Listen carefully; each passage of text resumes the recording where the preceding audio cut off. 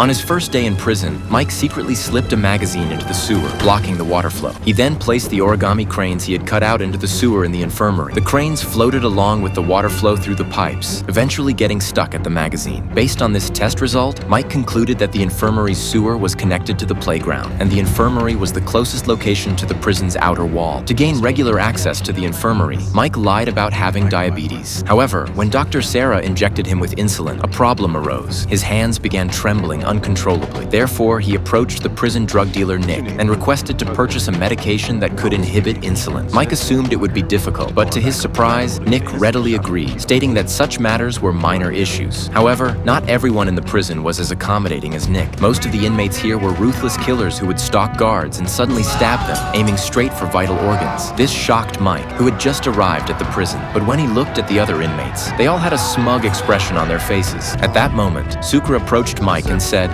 "Welcome to Prisonland, fish."